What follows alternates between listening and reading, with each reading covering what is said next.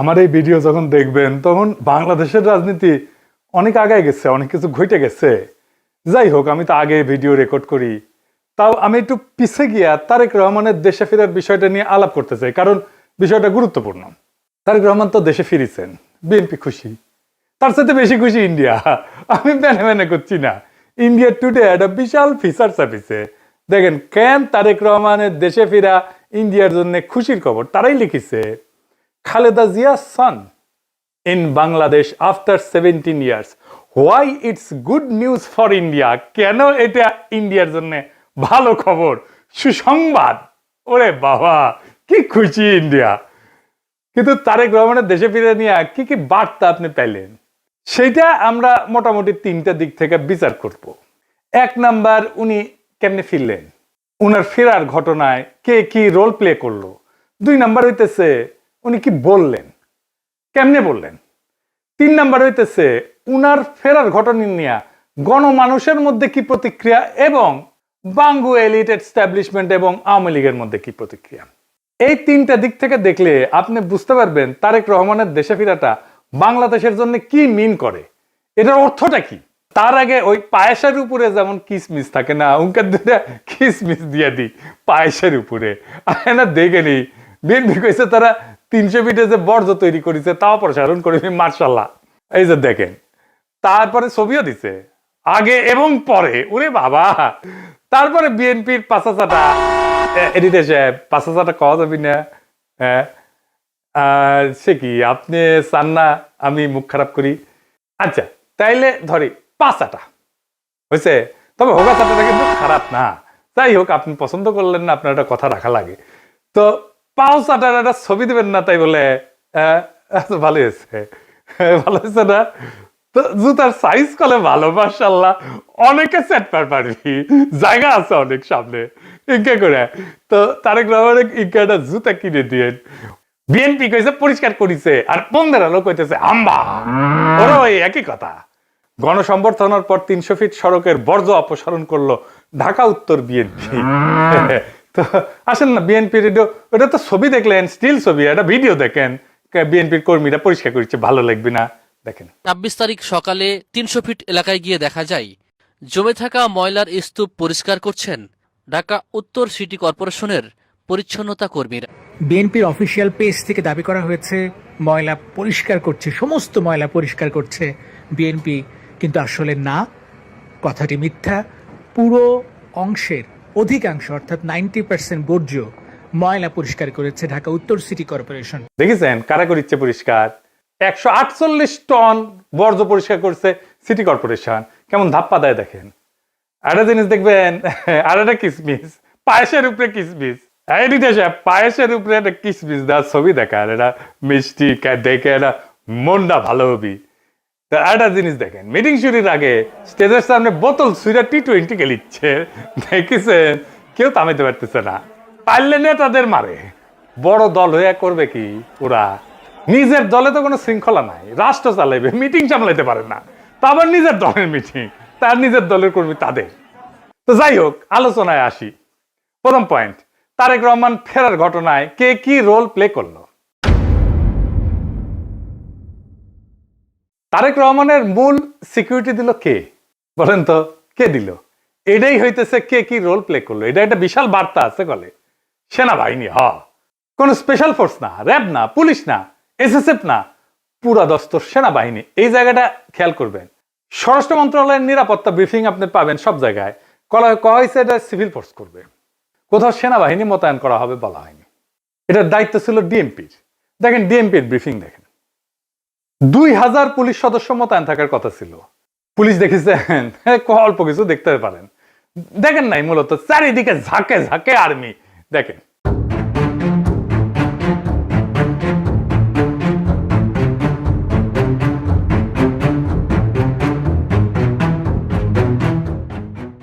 বাংলাদেশে কেউ কখনো এরকম নজিরবিহীন নিরাপত্তা পায় নাই, বাংলাদেশের ইতিহাসে পায় নাই, কোন রাষ্ট্রপ্রধান পায় নাই। যাই হোক, এই যে আর্মি নিরাপত্তা, এটা প্রফেসর ইউনূসের সরকার সিভিল প্রশাসনকে উপেক্ষা কইরা ওয়াকার দিছে। এটা ওয়াকারের শক্তি প্রদর্শন, ও বুঝাই দেয় সবাইকে যে আর্মি তারেক রহমানের সাথে আছে, বুঝেছ? এটা হইতেছে message, hidden message. Tarek Rahman বাংলাদেশের নেক্সট প্রাইম মিনিস্টার হওয়া কন্টেন্ডার, সন্দেহ নাই, হইতে পারবে কিনা সেইটা সন্দেহ আছে। তো ওই তো একাই কন্টেন্ডার না, তাই না? ওনার দলের কাছাকাছি সাংগঠনিক শক্তি নিয়ে প্রতিদ্বন্দ্বী রাজনৈতিক জোট দাঁড়াইতেছে, এমন একটা ভাব তৈরি করা হইতেছে তারেক রহমান না থাকলে বাংলাদেশ উচ্ছন্নে যাবে, উনিই পারবেন বাংলাদেশকে পথে আনতে। যাই হোক, আমরা পরের ইস্যুতে যাই। উনি কি বললেন, কেমনে বললেন, আমরা এই ইস্যুতে ফিরে আসব। কেন এরকম ধারণা তৈরি করা হয়েছে উনি নেক্সট প্রাইম মিনিস্টার এবং উনি দেশটাকে ঠিক করতে পারবেন? উনি বক্তৃতায় নিরাপদ জীবন, নিরাপত্তা, এই জীবন জিনিসটা বারবার উল্লেখ করছেন, 5 বার। একটি নিরাপদ বাংলাদেশ আমরা গড়ে তুলতে চাই। নিরাপদে ঘর থেকে বের হলে নিরাপদে ইনশাআল্লাহ ঘরে আবার ফিরে আসতে পারে। যে কোনো মূল্যে আমাদেরকে নিশ্চিত করতে হবে যাতে মানুষ নিরাপদ থাকতে পারে। শিশু হোক, নারী হোক, পুরুষ হোক, যে কোনো বয়স, যে কোনো শ্রেণী, যে কোনো পেশা, যে কোনো ধর্মের মানুষ যেন নিরাপদ থাকে, এই হোক আমাদের চাওয়া। আজকে বিগত 15 বছর স্বৈরাচারের বিরুদ্ধে শত শত হাজারো গুম খুনের শিকার হয়েছে শুধু রাজনৈতিক দলের সদস্য নয়, নিরীহ মানুষের প্রতিবাদ করতে গিয়ে অত্যাচার নির্যাতনের শিকার হয়েছে, জীবন দিয়েছে। আবারও সকলকে যে কোনো মূল্যে দেশে শান্তি শৃঙ্খলা রক্ষার আহ্বান জানিয়ে যে কোনো বিশৃঙ্খলাকে পরিহার করে ধৈর্যের সাথে মোকাবেলা করার আহ্বান জানিয়ে আমার বক্তব্য শেষ করছি। এটা কোনো দুর্ঘটনাবশত কাকতালীয় ঘটনা না, এই বারবার ফিরে আসা, এইটা সেন্ট্রাল থিমেটিক অ্যাঙ্কর তার বক্তৃতার। পুরা বক্তৃতায় ছড়ায় থাকা কোর মেসেজ। এটা শুধু একটা কথার কথা না, পুরা বক্তৃতার একটা নৈতিক ফ্রেম এই নিরাপত্তা, মানুষের নিরাপত্তা। ভাষণের প্রধান নরমাটিভ ক্লেম মানুষ যেন নিরাপদ থাকে। নরমাটিভ ক্লেম কারে কয় জানেন তো? জানেন অবশ্যই, তাও কই আর কি। নরমাটিভ ক্লেম বলতে বোঝায় এমন একটা বক্তব্য যে যা কি হওয়া উচিত, কি করা উচিত, বা কোনটা নৈতিকভাবে সঠিক বা ভুল, এই প্রশ্নগুলোর উত্তর দেয়। এটা কোনো বাস্তব বর্ণনা না, এটা মূল্যবোধ, নৈতিকতা এবং আদর্শ নিয়ে কথা বলে। নরমাটিভ ক্লেম সবসময় এরকম হওয়া উচিত টাইপের দাবি, এবং এই নরমাটিভ ক্লেমের বৈশিষ্ট্য সত্য মিথ্যা দিয়ে যাচাই করা যায় না। এটা নৈতিক, রাজনৈতিক বা সামাজিক মূল্যবোধ প্রকাশ করে। এইগুলো নীতি নির্ধারণে ব্যবহার করা হয়। এই শব্দটা উচিত, দরকার, ন্যায়সঙ্গত, অন্যায়, ভালো, মন্দ, এগুলো হইতেছে নরমাটিভ ক্লেম। যেমন ধরেন, আমি যদি বলি রাষ্ট্রের দায়িত্ব নাগরিকদের নিরাপত্তা নিশ্চিত করা, এটা নরমাটিভ ক্লেম, বুঝাও। তারপরে ধরেন গুম খুনের বিচার হওয়া উচিত, এটা নরমাটিভ ক্লেম। সব মানুষের সমান অধিকার থাকা দরকার, এটা নরমাটিভ ক্লেম। কি হওয়া উচিত এটা বলতেছে। আবার দেখেন, এই নিরাপত্তা ইস্যুটাই আওয়ামী লেসপেন্সার নবনীতা কথাটাকে দইরা পারলে তারেক রহমান জিন্দাবাদ দেওয়া সিক্কুর দেওয়া ওঠে। দেখে যাও এত আরাম পেয়েছে কেন এই কথায়, পার বাকশালীরা কেন ফাল পারিচ্ছে জানেন? পরে আসিচ্ছি, সব একসাথে নিয়ে এইটা যখন এপিসোড যখন শেষ করবো তখন এটার উত্তরটা পাবেন। এই নিরাপত্তা কথাটা কেন নবনীতার এত পছন্দ, আওয়ামী লীগের এত পছন্দ, সেটা একটু বুঝে দেখে আসেন। এই নিরাপত্তা কথাটাই নবনীতার নেত্রীরা বাঁচাবে, আওয়ামী পান্ডাদের বাঁচাবে। এই নিরাপত্তা কথাটাই আর্মির দুর্বৃত্ত জেনারেলদের বাঁচাবে। উনি গুমের কথা বলছেন, কিন্তু কে করছে, কারা করছে সেটা বলেন নাই। তাদের বিচারের কথা বলেন নাই, 2024-এর শহীদের কথা বলেন নাই, এমনকি আবু সাইদ মুগ্ধর কথা বলেন নাই। উনি নিরাপত্তা সবার উপরে রাখছেন, শহীদদের উপরে রাখছেন। উনি হাসিনাকে ফ্যাসিস্ট পর্যন্ত বলেন নাই, স্বৈরাচার বলছেন। বিগত 15 বছর স্বৈরাচারের বিরুদ্ধে শত শত হাজারো গুম খুনের শিকার হয়েছে শুধু রাজনৈতিক দলের সদস্য নয়, নিরীহ মানুষের প্রতিবাদ করতে গিয়ে অত্যাচার নির্যাতনের শিকার হয়েছে, জীবন দিয়েছে। আমাদের সমাজের প্রথম রাজনৈতিক কর্তব্যটা কি এখন? দুইটা জিনিস তো। একটা হাসিনার অপরাধের বিচার, হাসিনার প্রশাসনের অপরাধের বিচার। নাম্বার 2 রাষ্ট্রের সংস্কার, তাই তো? আর তো কিছু না। কিন্তু উনি দুইটার কোনোটাও টাচ করলেন না। উনি নিরাপত্তা, মানুষের নিরাপদ জীবন দিয়ে ন্যায় বিচার, সংস্কার সবকিছু উড়াই দিলেন। তো তাইলে এই ভাষণ আমাদেরকে কোথায় নিয়ে যাচ্ছে? আমাদের এখন একটা সোজা প্রশ্ন তুলতে হবে যে রাজনৈতিক ভাষণের নিরাপত্তা যখন প্রধান ফ্রেম হয়ে ওঠে তখন ন্যায় বিচার কোথায় যায়, সংস্কার কোথায় যায়? এই প্রশ্নটা বুঝতে হইলে আগে একটা পার্থক্য বুঝতে হবে। আসেন সেটা বুঝে দেখি। ন্যায় বিচার ফ্রেম ন্যায় বিচারের প্রশ্ন তোলে, কে অপরাধ করছে, কার দায়, কার শাস্তি, কি শাস্তি, কোন আদালতে, এইগুলো কেন্দ্রে থাকে, মানে অ্যাকাউন্টেবিলিটি। আর নিরাপত্তা ফ্রেমে এটাতে কি থাকে? এইদিকে লেখেন, মানুষ যেন ভয় না পায়, সংঘাত না হোক, আর কোনো ঝামেলা না হোক, স্থিতিশীলতা আসুক, সবাই নিরাপদ থাকুক, এটার কেন্দ্রে থাকে স্ট্যাবিলিটি। এই তারেক রহমানের বক্তৃতায় নিরাপত্তা ফ্রেমটা ন্যায় বিচার ফ্রেমের উপরে বসানো হয়েছে, সবার উপরে। কিভাবে?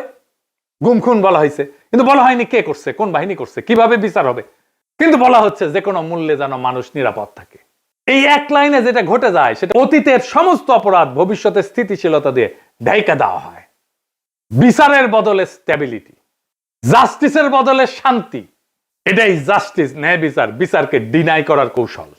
বিচার সংস্কার এটা যদি কেন্দ্রীয় কথা হইতো, তাইলে বিচার, দায়, ট্রাইব্যুনাল, সংস্কার এগুলোই মূল বক্তব্যের বিষয় হতো, বারে বারে আসতো।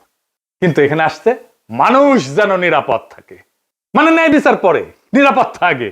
নিরাপদ থাকবে কেমনে? যে অপরাধগুলো হয়েছে সেটার বিচার না হলে নিরাপত্তা কোত্থেকে আসবে? এটা ইচ্ছা করে করছে? হ্যাঁ, ইচ্ছা করে করছে। ন্যায় বিচার বললে ওয়াকার ডরাইবে, ন্যায় বিচার বললে পুলিশের দুর্বৃত্ত পুলিশ অফিসাররা ডরাইবে, ন্যায় বিচার বললে হাসিনা ডরাইবে, আওয়ামী লীগ ডরাইবে। এই নিরাপত্তা ফ্রেমের ভেতরে কি আছে জানেন? এই নিরাপত্তা ফ্রেমের মধ্যে লুকায় আছে আওয়ামী লীগের দায় মুক্তি। কোন আইন করে ক্ষমা না, কিন্তু বিচার না হওয়া। আইন করে ক্ষমা করবে না, কিন্তু বিচারই করবে না। কারণ গুম খুন আছে, দায়ী তো কেউ নাই, কে করছে সেটা তো বলে নাই। বিচারের রোডম্যাপ নাই, নির্বাচনের রোডম্যাপ নিয়ে পাগলা হয়ে গেছিল, বিচারের কোনো রোডম্যাপ নাই। যত সময় যাবে অপরাধগুলো ঝুলে যাবে না? এই কারণেই তরুণেরা, তরুণদের রাজনৈতিক দল এনসিপি বিএনপির সাথে নাই। কারণ তরুণরা তো জানতে চাইবে কে করলো, কেন করলো, শাস্তি কি। নিরাপত্তার ফ্রেম তারেক রহমানের এই উত্তর দেবে না। বিএনপি আর তার বুদ্ধিজীবীরা বুঝতেই পারতেছে না, ন্যায় বিচারকে পিছাই দিলে ভবিষ্যতের বড় রাজনৈতিক সংকট তৈরি হয়। মানুষ যখন বিচারহীনতা দেখবে নিজের হাতে আইন তুলে নেবে। আর শেষ বিচারে তো বিচারহীনতা কোনো ইনসাফ না। যে রাজনৈতিক দল ন্যায় বিচারকে স্থিতিশীলতার নামে পিছায় দেয়, সে একদিন স্থিতিশীলতাকেই হারায় ফেলবে। আর একটা বিষয় হইতেছে, উনি বক্তা হিসেবে ভালো না, মানে নো অফেন্স, উনি বক্তা হিসেবে ভালো না। উদ্দীপনামূলক বক্তব্য উনি দিতে পারেন না। এমন একটা বিশাল অডিয়েন্স পেলে শেখ মুজিব তো ফাটায় ফেলতো। আমাদের এনসিপির নেতারা ভালো বক্তব্য দেয়, হাদিও ভালো বক্তব্য দিত। এই বক্তব্যটা অনেক মানুষ অনেক দিন ধরে মনে রাখবে না। এই বক্তব্য অনেক দিন অনেক মানুষ মিলে শুনবে, এটা হবে না। এইবার আসেন দেখি ওনার ফেরার ঘটনা নিয়ে গণমানুষের মধ্যে প্রতিক্রিয়া কি। আমরা তো আগে বুঝলাম এই সমাবেশ কোনো বড় উদ্দীপনা জাগাইতে পারে নাই মানুষের মধ্যে, কিন্তু মিডিয়া যা হাইপ তুলছে তা বিস্ময়কর। এমন তেলাইতেছে, তারে মার্টিন লুথার কিং বানাই দিছে। এমন তেলাইতেছে তারেক রহমানকে যে তারেক রহমান ভবিষ্যতের প্রধানমন্ত্রী কইয়া পরিচয় করাইতেছে। এটা দেখা খুবই বিরক্তিকর। মিডিয়া হাইপ তুলছিল 2004 সালে ভারতীয় লোকসভা নির্বাচনে, ইন্ডিয়া শাইনিং কইয়া বিজেপি নির্বাচনে নামছিল, গোহারা হারিছে। হিলারি ক্লিন্টনকেও মিডিয়া একদম হাইপ তুলছিল 2016 সালে, গোহারা হারছে ট্রাম্পের কাছে। ব্রেক্সিটেও প্রেডিকশন ছিল ব্রিটেন ইউরোপিয়ান ইউনিয়নে থাকবে, থাকে না। এটা মিডিয়ার প্রেডিকশন ছিল। মিডিয়া ফ্রেম করতেছে তারেক রহমানকে ভবিষ্যতে প্রাইম মিনিস্টার হিসেবে, এটা হবে বিএনপির জন্য ডিজাস্টার। ঐতিহাসিকভাবে প্রমাণিত যে জনগণ মিডিয়ার ভুল বা বায়াস প্রেডিকশনকে কেবল ভুল হিসাবে পাঠ করে না, তারা এটাকে ম্যানিপুলেশনের চেষ্টা হিসেবে বোঝে। 2016 সালের নির্বাচনের পরে পিউ রিসার্চ সেন্টার ধারাবাহিক জরিপ করছিল, এখানে বলতেছিল যে মিডিয়া ট্রাস্ট কনজারভেটিভদের মধ্যে এইটা ইতিহাসের সবচেয়ে নিচে নামে আসছে। মিডিয়ার ট্রাস্ট, মিডিয়ার বিশ্বাস। এবং অনেক তথ্যদাতা সরাসরি বলছে যে মিডিয়া আমাদেরকে বলার চেষ্টা করছে যেটা হবে, এবং তারা ভুল বলছে। এটাকে এজেন্ডা সেটিং হিসেবে মানুষ দেখে, মিডিয়া কভারেজ হিসেবে দেখে না। ফুকুয়েটারে বলছিল যখন জ্ঞান বর্ণনা না করে মিডিয়া নির্দেশ দিতে চায় জনগণকে, তখন তা ক্ষমতায় রূপ নেয়। তারা তারেক রহমানের ক্ষমতা তৈরি করতেছে, মিডিয়া ক্ষমতা, ভার্চুয়াল ক্ষমতা তৈরি করতেছে। আর হান্না আন্ড্রেড বলছিল যে এমন ক্ষমতা জনগণ নীরবে সহ্য করে না, সে প্রত্যাখ্যান করে। তাই বহু নির্বাচনে আমরা দেখি জনগণ ব্যালট ব্যবহার করে কেবল কোন প্রার্থীর বিরুদ্ধে না, ভবিষ্যতে আগেই লিখে রাখা মিডিয়া ন্যারেটিভের বিরুদ্ধে প্রতিশোধ নেয়। বাংলাদেশের জনগণ এই যে তারেক রহমান আগামীর প্রধানমন্ত্রী, এই মিডিয়া ন্যারেটিভের বিরুদ্ধে প্রতিশোধ নেবে, লিখে রাখতে পারেন আজকের কথা। তারপরে ধরেন পাবলিকের যা হয়রানি হয়েছে দেখেন একটু। দেখেন কি পরিমাণ লোক এয়ারপোর্ট থেকে সবাই লাগেজ মাথায় করে কিন্তু বের হচ্ছে। দেখেন, আপনারা দেখলে অবাক হয়ে যাবেন যে শত শত না হাজার হাজার লোক আটকে পড়েছিল, যারা প্রবাস থেকে বাংলাদেশে আজকে আসছে বা কালকে রাত্রে যারা আসছে বের হয়ে যেতে পারছে, আজকে যারা আসছে সহজে কিন্তু সকালবেলা বের হতে পারে নাই। এখন তারেক রহমান সাহেব বের হয়ে গেছে, সবাইকে বের হওয়ার ব্যবস্থা করছে এবং সবাই বের হয়ে যাচ্ছে। আর একটা হয়রানি দেখেন পাবলিক কি করছে।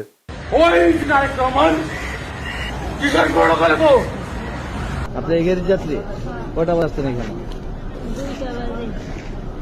আপনার অনুভূতি কি? মানে এই যে 2টা বাজে আসছেন, এখন 6টা বাজে। খারাপ লাগছে, মনে হচ্ছে লোকটারে পায়ে জুতা দিতে পারতাম। খুবই কান্না পাচ্ছে, খুবই কি বলবো, ভাষায় প্রকাশ করতে পারতেছি না। একদিকে তো অসুস্থ লোক আসছিলকে দেশের বাড়ি চিকিৎসা করার জন্য, তারপরে এই পরিস্থিতি, দুঃখ লাগতেছে যে আমরা আইছি বাইরে থেকে, আজকে শখ করে একটা গাড়ি নিয়ে আসছে আর এই গাড়ি আমার এয়ারপোর্টের মধ্যে ঢুকতে দিল না। আমি এইভাবে ঠেলিয়ে ঠেলে নিতেছি, এতে তো আমার কাছে ওইটাই মনে হয় যে আমরা মনে হয় যে অপরাধী করছি। তারেক রহমানকে যে বাংলাদেশের ত্রাতা হিসেবে দেখানো হইতেছে, বাঙ্গু সুশীলদের শিরোমণি মতিউর রহমান কইছে যে দেশে রাজনৈতিক শূন্যতা চলতেছে, তারেক রহমান আরো আগে আসলে ভালো হইতো, মানে এই শূন্যতা কাটতো। শুনেন, আমি ব্যক্তিগতভাবে এটা মনে করি যে দেশে একটা রাজনৈতিক শূন্যতা রয়েছে, চলছে, এটা একটা বিপজ্জনক। আমি সবসময় ভাবতাম বা এখনও মনে করি যে বিএনপির ভারপ্রাপ্ত চেয়ারম্যানের আর একটু আগে, বেশ একটু আগে যদি আসতে পারতেন, তাহলে এক্ষেত্রে হয়তো বিএনপি এবং দেশের মধ্যে একটা ভালো সুবিধাজনক অবস্থা তৈরি হতে পারত। তাকে বাংলাদেশের রাজনীতিতে অপরিহার্য প্রতীকে পরিণত করা হয়েছে। তারেক রহমানের রাজনৈতিক শক্তি যেদিন থেকে তারেক রহমানকে রাজনীতিতে অপরিহার্য প্রতীকে পরিণত করা হয়েছে, তারেক রহমানের রাজনৈতিক শক্তি সেদিনই শূন্য হয়ে গেছে। তারেক রহমানকে ছাড়া বিপ্লব হইল না একটা, ওনাকে ছাড়া তো, ওনাকে ছাড়া দেশ বাঁচবে না, রাষ্ট্র বাঁচবে না, এটা একটা কথা। জনগণের কোনো এজেন্সি নাই, যে নেতাকে অপরিহার্য বানানো হয় সে আর কোনো রাজনৈতিক অ্যাক্টর থাকে না, সে পরিণত হয় একটা স্থির মূর্তিতে যাকে সবাই রক্ষা করে কিন্তু কেউ চালাইতে চায় না। কারণ রাজনৈতিক অ্যাক্টর হওয়ার মানে হইল সিদ্ধান্ত নেওয়া, আর অপরিহার্য হওয়ার মানে হইল সিদ্ধান্ত এড়ায় যাওয়া। সিদ্ধান্ত মানেই ঝুঁকি, আর ঝুঁকি মানেই প্রতীকের ক্ষয়। তাই সেই নেতার চারপাশে এমন এক সুরক্ষা বলয় তৈরি করা হয় যেখানে প্রত্যেকটা সম্ভাব্য সিদ্ধান্ত আগে আটকায় যায়। সে কথা বলে সাবধানে, নড়ে অনুমতি নিয়া, কার্যত উন্নতের সিদ্ধান্তের বাহক হইয়া ওঠে। আর সে ব্যর্থতার দায় নিতে পারে না, কারণ দায় নেওয়া মানেই তো মানুষের কাতারে নামায় না, সেই প্রতীক ভেঙে যাওয়া, যে অপরিহার্য ফ্রেম তৈরি করা হয়েছে, এই ন্যারেটিভ ভেঙে যায়। ফলে রাজনীতি ব্যক্তির হাত ধরে আগায় না, ওই ব্যক্তিকে ঘিরে জমে থাকে, জমাট হইয়া থাকে। তারেক রহমান কোনো সিদ্ধান্ত নিতে পারতেছে না, আমি দেখাই দেবো সিদ্ধান্ত নিতে পারতেছে না, ওটা আমি দেখাই দেবো এই কয়েকদিনের মধ্যেই। এই অবস্থায় নেতার উপস্থিতি শক্তির চিহ্ন না, বরং স্থবিরতার প্রমাণ। অপরিহার্য নেতা মানে শক্তিশালী নেতা না, অপরিহার্য নেতা মানে এমন একজন যাকে ব্যবহার করা যায় না, শুধু পাহারা দেওয়া যায়। তাই দেখতেছেন না, খালি পাহারা আর পাহারা, নজিরবিহীন পাহারা। এত পাহারা বাংলাদেশের ইতিহাসে কেউ পায় নাই। উনি কিচ্ছু করতে পারবেন না, রাজনীতি তো দূর কি বাদ, কিছুই করতে পারবেন না। আর বড় দল কিন্তু চিপসের প্যাকেটের মতো বেশিরভাগই বাতাস, মিচিয়ানা চিপস। দলের প্রধান নেতা আসবে, মির্জা ফখরুল বলল তারেক রহমান যেদিন আসবে সেদিন দেশ যেন কাঁপে ওঠে, কাঁপুনি দেবে। আমি আপনাদেরকে জানাতে চাই, নেতা যেদিন আমাদের আসবেন, যেদিন বাংলাদেশে পা দেবেন, সেদিন যেন সমগ্র বাংলাদেশ কেঁপে উঠে। বন্ধুগণ, এই কাপাকাপি করতে গিয়া একটা প্রোগ্রাম নিছে, পঙ্গু হাসপাতালে আহত জুলাই যোদ্ধাদের দেখতে যাবে তারেক রহমান। আসার পরে দেখা গেল পঙ্গু হাসপাতালে জুলাই যোদ্ধা নাই, একজনও নাই। এটা কারোই মাথায় আসেনি, তারেক রহমানেরও মাথায় আসেনি যে ওখানে আসলে কেউ আছে। 3টা না 4টা প্রোগ্রাম তো কয়দিনে, তাই না? এতদিন ধরে প্রস্তুতি নিচ্ছে। আচ্ছা, জুলাই যোদ্ধা কে কে আছে? উনি গেলে কোন ওয়ার্ডে যাবেন, কার সাথে দেখা করবেন, কি নিয়ে যাবেন, কোনো পরিকল্পনা নাই।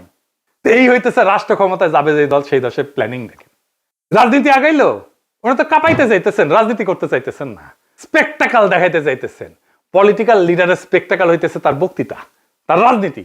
কত লোক দেখতে আসছে জনসভায়, কত লোক হাজির হয়েছে, এটা স্পেকটাকাল না। কাঁপায় দিছে কিনা, এটা পলিটিক্যাল স্পেকটাকাল না। আর পাবলিক সাফারিংস, এইটার জন্য কি পাবলিক সাফারিংস হয়েছে? তাহলে ফাইনালি ওনার যে এই হোম কামিং, দেশে ফিরে আসা, এর পিছনে আসলে কি? এইটা হইতেছে এক ত্রিভুজ প্রেমের লম্বা কাহিনী। ত্রিভুজ প্রেম করলে এটা ঠিক জমে না, অন্য কিছু কইলে ভালো হইতো, আর একটু দুষ্টু কথা কইলে ভালো হইতো, আমি আর কইব না ওইটা। তো যাই হোক, বুঝাই দিয়েছেন কি কইতে চাইতেছি আর কি, বুঝছাও তো। মানে ত্রিভুজ প্রেমে তো একজনের ছেঁকা খাইতে হয়, এটি না, এটি 3জনই মজা পায় আর কি, বুঝছাও। তো যাই হোক, তো এই ত্রিভুজ প্রেমের 3 অ্যাক্টর হইতেছে ওয়াকার, এডিটর সাহেব, এটা ত্রিভুজ আকার, এটা ওয়াকার একদিকে বিএনপি আর ইন্ডিয়া। ওয়াকার আর দুর্বৃত্ত জেনারেলের লাগবে গুমের বিচার থেকে বাঁচা, ইন্ডিয়ার লাগবে আগের জমিদারি ফিরে পাওয়া, আর বিএনপির লাগবে ক্ষমতা। এই 3 শক্তি এক হইছে, একজনকে আর একজনের লাগবে। ওয়াকারের বিএনপি আর ইন্ডিয়াকে লাগবে, বিএনপির ওয়াকার আর ইন্ডিয়াকে লাগবে, আর ইন্ডিয়ার ওয়াকার আর বিএনপিকে লাগবে। কি মজা! এইটাই হইতেছে বন্দোবস্ত, এদের মধ্যে বন্দোবস্ত হয়ে গেছে। ইন্ডিয়া আনন্দবাজারে রিপোর্ট করে ইঙ্গিত দিছে আমরা আছি তারেক রহমানের সাথে, ওয়াকার শক্তি দিয়ে ইঙ্গিত দিছে আমরা আছি তারেক রহমানের সাথে, তারেক রহমান বক্তৃতা দিয়ে ইঙ্গিত দিছে আমরা আছি তোমাদের সাথে। শান্তি আর শান্তি, নিরাপত্তা, এর বাইরে আর কিছু হবে না। গুমের বিচার হবে না, সংস্কার হবে না, কিসের ভাল। আর আওয়ামী লীগ নমনেতাদের দিয়ে বার্তা দিছে। শুধু তাই না, এই যে দেখেন আশরাফুল আলম খোকন, হাসিনার পিএস, কি বলে দেখছেন? তারা বলে তারা বিএনপির পাশে দাঁড়াইছে। আবার দেখেন আরেকজন, দেখেন আওয়ামী লীগ, তার প্রোফাইল পিকচার দেখেছেন? হ্যাঁ, সঞ্জিদা খাতুনের ছবি দিছে, তা সেরা ছবিটা দিছে, দুঃখ ভাব একটু, বুঝছাও তো। ওই কয় যে গরু দুধ দেয় তার নাকি লাথি খাওয়া যায়, মানে বিএনপি দুধ দিচ্ছে এখন। বিএনপির আবার দুধও আছে। না আছে তো, না আছে আছে, সত্যি আছে, আমি মিছা কথা কইতেছি না, আমি দুষ্টামি করিছি না। বিএনপির দুধু আছে, আসলেই আছে। এই যে দেখেন বিএনপির দুধু, দেখিস বিএনপির দুধু আছে। তো বিএনপির দুধু দিয়ে দিছে আওয়ামী লীগকে। যাই হোক, আপনি কিছুদিন পরে দেখবেন পার নাস্তিক গুলা দাঁড়াইতেছে বিএনপির পাশে এবং তারা বলতেছে আমরা বিএনপিকে ভোট দিব। আমি দেখাই দিব, বলতেছে তারা পার নাস্তিক, যাদেরকে ঘৃণা করেন আপনারা। বিএনপিকে ক্ষমতা আনার জন্য এই সবগুলো শক্তি এক হয়েছে। কেন্দ্র দখল করবে, প্রশাসনকে কাজে লাগায়, পুলিশকে কাজে লাগায়, গুন্ডা আর হুন্ডা দিয়ে নির্বাচন হবে, আর্মি বসে থাকবে, অথবা আর্মিও পিটাবে পাবলিককে, ব্যালট বাক্স লুট হবে। আওয়ামী লীগের পুরো সংগঠন বিএনপির জন্য কাজ করবে, টাকা আসবে, খালি টাকা আর টাকা, লুট করা টাকা ফেরত আসবে কিছু। নির্বাচন প্রচারণার জন্য এই 4 বান্ডেল দিলাম ব্যানার পিস্টন করার জন্য, আর এটি লাগাইবা শুধু মোটরসাইকেল বহরের জন্য। মোটরসাইকেল নিয়ে আসবা 7টা, ঠিক আছে, দেখে নিয়ে আসবা। আর এটি রাখো শুধু নির্বাচনের দিন চা সিগারেট খাওয়াইবা মানুষকে। আর এই 7-8 বান্ডেল যেটি আছে, সকালবেলা সীসা খাইবা, হ্যাঁ সীসা খাইবা বৈশা। আমি পাস করবো না, সমস্যা নেই। সেই টাকা বিএনপি নির্বাচনের জন্য কাজে লাগবে। এই জন্য খোদা বক্সকে সরাই দিছে প্রফেসর ইউনূসের সরকার। প্রশাসন, পুলিশ, জেনারেলরা মাথায় রাখেন, এই নির্বাচন আমাদের আজাদির নির্বাচন। সংসদের কাজ রাষ্ট্রে ইনসাফ কায়েম করা। আমার আগের ভিডিওটা দেখে নিয়েন, বিস্তারিত আলাপ করছি কিভাবে সংসদ আইন তৈরির মাধ্যমে সমাজের মাঝে থাকা ইনসাফের ধারণা রাষ্ট্রের আইনের মধ্যে ঢুকে দেয়। রাষ্ট্রকে ইনসাফমুখী করে তোলে সংসদ। এই ইনসাফের রাষ্ট্রই আমাদের আজাদির দিকে নিয়ে যায়। আমাদের প্রত্যেকটা ভোটকে আমাদের মাঠে রক্ষা করতে হবে। প্রশাসন যদি গণরায়কে ছিনায় নিতে চায়, তাহলে ভোট ডাকাতদের এইবার বিতাড়িত করব বাংলাদেশ থেকে। আর এইবার প্রশাসনের, পুলিশের কাউরে যদি পক্ষপাত করতে দেখা যায়, কোনো মাপ কিন্তু নাই। আগামী সরকার বিএনপির হবে না, প্রফেসর ইউনূসের সরকারের মতো ধ্বজভঙ্গ সরকারও হবে না। তাই খুব খেয়াল, ভোট রক্ষার লড়াইয়ের জন্য তৈরি হন। এইবার ভোট দিলেই হবে না, কেন্দ্র পাহারা দিতে হবে, প্রত্যেকটা ভোটকে আমাদের রক্ষা করতে হবে। আর এক নতুন ভোট আনার লড়াইয়ের জন্য তৈরি হন। ইনকিলাব জিন্দাবাদ।